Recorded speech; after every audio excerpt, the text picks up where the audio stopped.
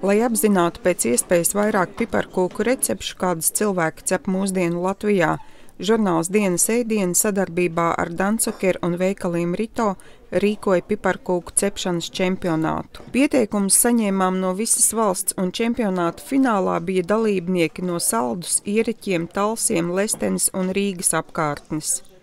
Decembra vidū viņi ar mājās samīcītu mīklu ieradās Vecrīgā trīspavāru restorānā, kur žūrijas klātbūtnē rullēja un cepa, cīnoties par visgardākās piparkūkas titulu. Par čempionāta uzvarētāju tika atzīta rīdziniece, 3 meitu mamma Ilze Jansone Kobiņece. Viņas ceptās piparkūkas bija kraukšķīgas un maigas, jo ar asākām garšvielām tās negaršotu bērniem. Tiesībā uz Ziemassvētkiem vienmēr cep piparkūkas, un arī atrodu kādu recepti, kas ir interesanti, tad izmēģinu, jo es ļoti daudz cepu un mājās brīvdienās meitenēm un ciemiņiem, kas nāk. Tādā vienā porcijā, ko es cepu, ja ir mazā porcija, tad sanāk apmēram 1,5 kilograms, ja ir lielā porcija, tad 3 kilogrami. Un ar tiem 3 kilogramiem, diemžēl, nepietiek un ir jātaisa daudz vairāk, jo gan ģimenei mēs ēdam, gan atnāk ciemos brīvdienās draugi, tad mēs arī tās piparkūkas liekam galdā.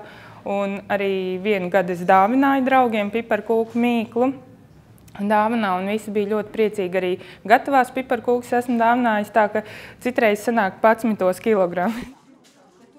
Žūrijā bija šefpavāri Javieris Garsija un Ingmārs Ladiks, konditors Jānis Kairis, Arkolat valdes priekšsēdētāja Daina Pečate, kā arī žurnālists Kārlis Streips.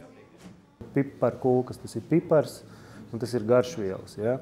Un jāstrādā ar svaigām garšvielām. Jāvelk ārā ir no skapē pakušas vecās straumes dzirnaviņas, maļam svaigas garšvielas vai piestiņas vai kaut ko tādu, jo tā būs pavisam cita garša. Un tās garšvielas tomēr arī vajag sabalansēt, jo pārsvarā, ka mēs ēdām visus piparkūkus, izņemot vienas, diemžēl, bija ļoti, bez garšvielām, teikšu kā ir. Bet bija ar garšvielām, bet garšviela vienkārši bija pa maz. 2. 3. vietu dalīja ķekaunieka Mārtiņa Veisa piparkūkas, kas bija vispiparainākās. Pirms konkursa es aptuveni kaut kādu nedēļu to mīklu biju jau iemīcījis. Man vajag, lai tā receptē vajag, lai tā mīkla nogatavojās.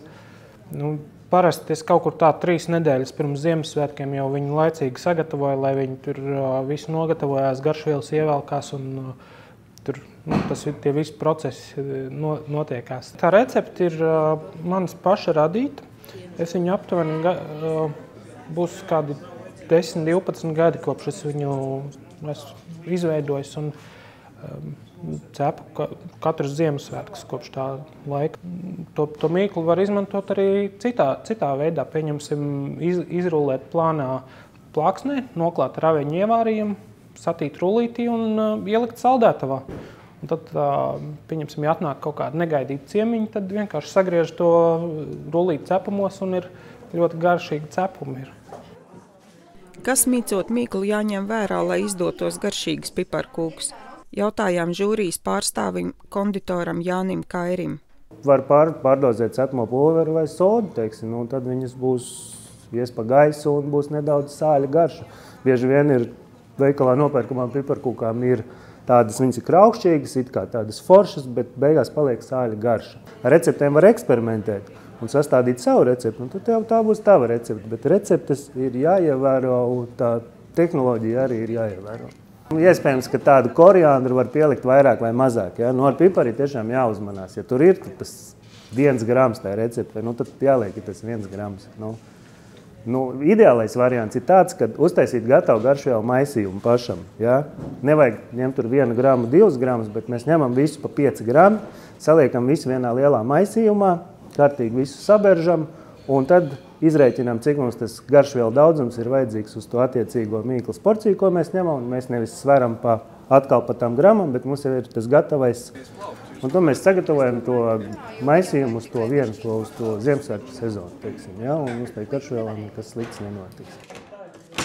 Visu čempionātu finālistu receptes meklējiet žurnāla Dienas ēdiena jaunākajā numurā un 19. decembra laikrakstā Diena. Solvita Smiļģe, Artis Baņģieris, speciāla Diena TV.